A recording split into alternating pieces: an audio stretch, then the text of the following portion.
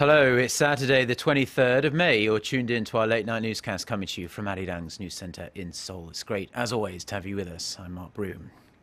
We start with the first round of finance minister talks between Korea and Japan in more than 2.5 years.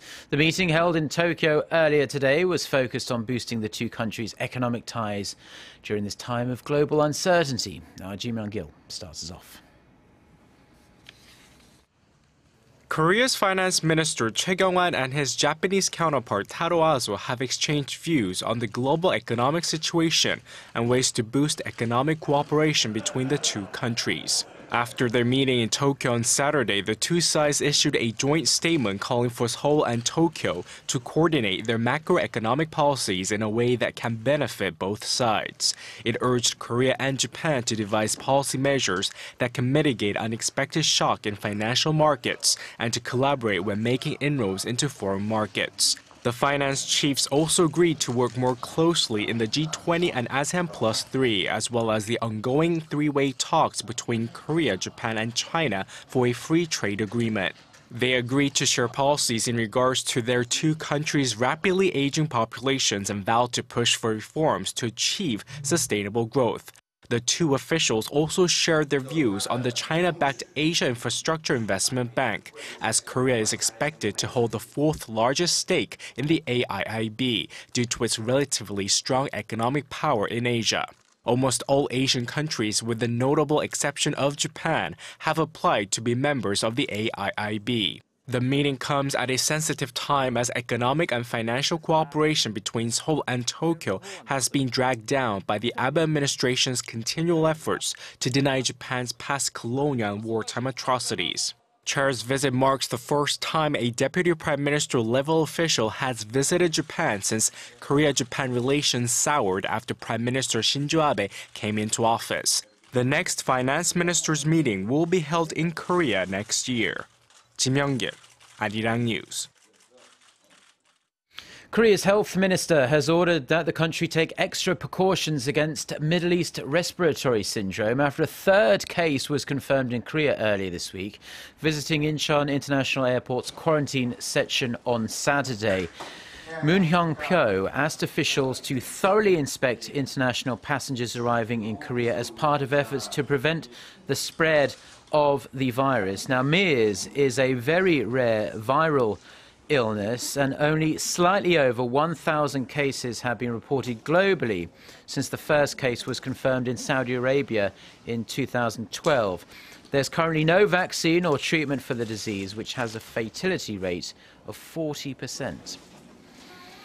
Korea has announced an open bid to select a company to salvage the Sewol ferry that sank off Korea's southwestern coast last year, killing more than 300 people.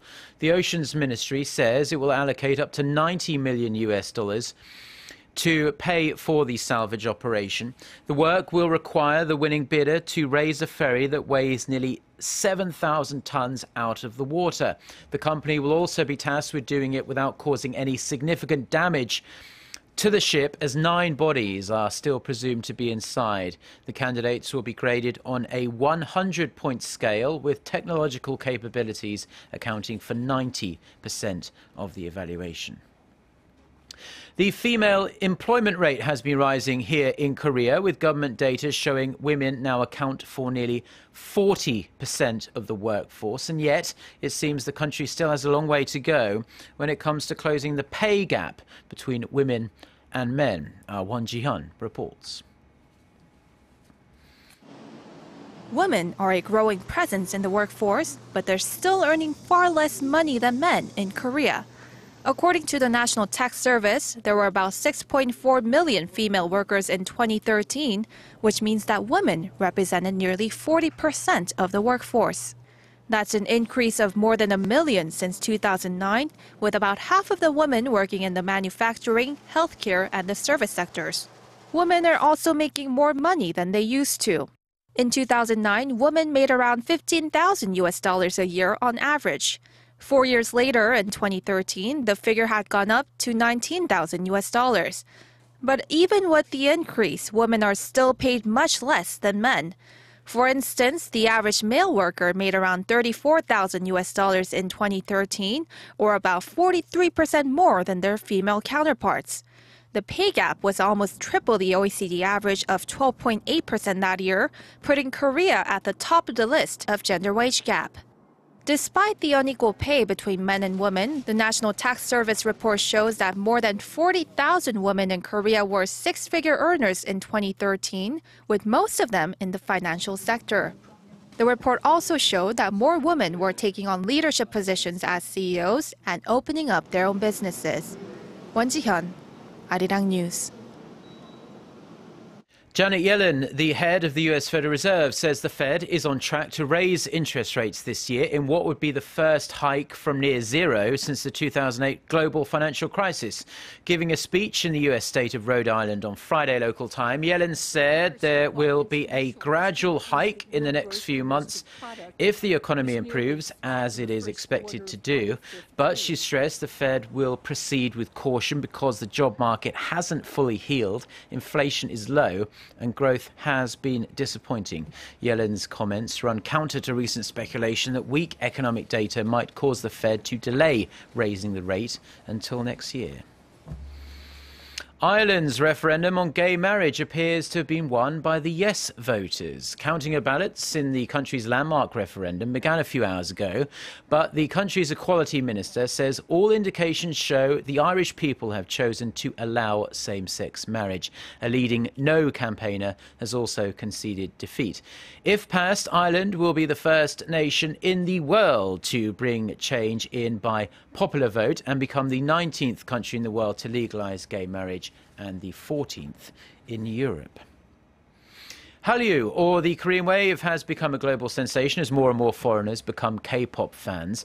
Arirang TV, the channel you're watching right now, has played a significant role in fueling that expansion, which is why many researchers are using the network to learn more about audiences abroad. Our Kim Hyun-bin reports. Researchers from the University of Seoul study what foreigners want to know about Korea and they're turned to Arirang TV to find answers. Arirang TV is a comprehensive station that delivers its programs abroad, so we selected the network to find out what foreigners are interested in, whether it be K-pop, traditional culture, or news. The researchers presented the findings of their study, Korean Broadcasting Through Social Network Services, at the Cyber Communication Academic Society conference on Friday in Puyo, South Chungcheongnam-do Province. Arirang TV promotes its programs through 5 different SNS channels, including Facebook, Google+, and Twitter. According to data from earlier this month, over 4.7 million users interact with the network's programs through those channels. And more than 85% of those users were in their teens and early 20s, with a strong preference for K-pop related content. But the researchers say the interest in K-pop is spilling over into the programming areas. Arirang TV is known for its K-pop programs, but the interesting part was people who watch K-pop started to watch traditional or food programs. That shows their love not just for K-pop, but Korea in general. Arirang TV was established in 1997 as a means to promote Korean culture around the world. The network currently broadcasts to 120 million households in 106 countries. Kim Hyun-bin, Arirang News, Puyo. Now, seahorses have mainly been used for ornamental purposes here in Korea, but with the recent introduction of commercial farming techniques, it seems like these small sea creatures will soon become more prevalent in other products, including traditional medicine. Our Kim Min-ji reports. This farm in Jeju breeds big belly seahorses, an increasingly popular product in Korea, and it's the only place in the country to do so. The creature is one of the largest seahorse species in the world and can grow up to 35 centimeters long. They have long been used for ornamental purposes in Korea, but their use in traditional medicine, where they are used to promote circulation and treat impotence, is becoming more prevalent here.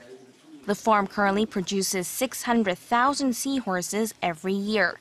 But that figure is set to rise as it has acquired the technology for mass-scale rearing.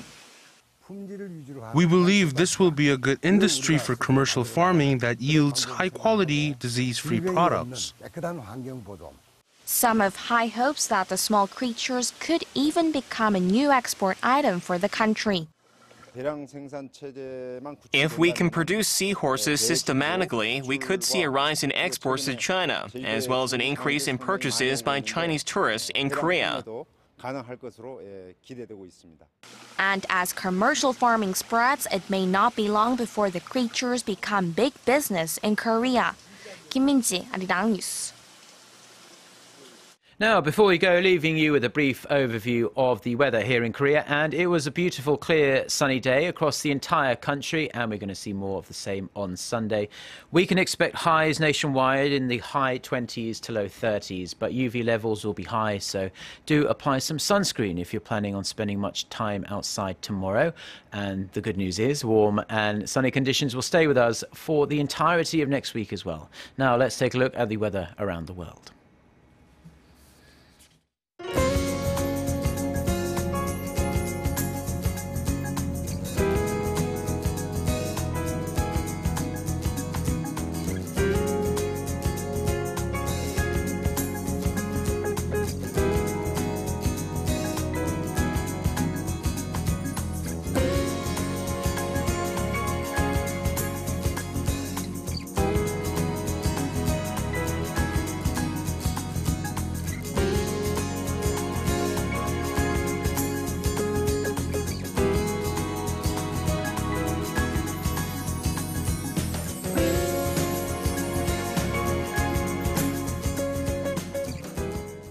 Well, those have been the stories we've been following on this Saturday night in Seoul. For more of the latest, don't forget to check out our website, arirang.co.kr/news, and do download our smartphone application for all the latest news and programs.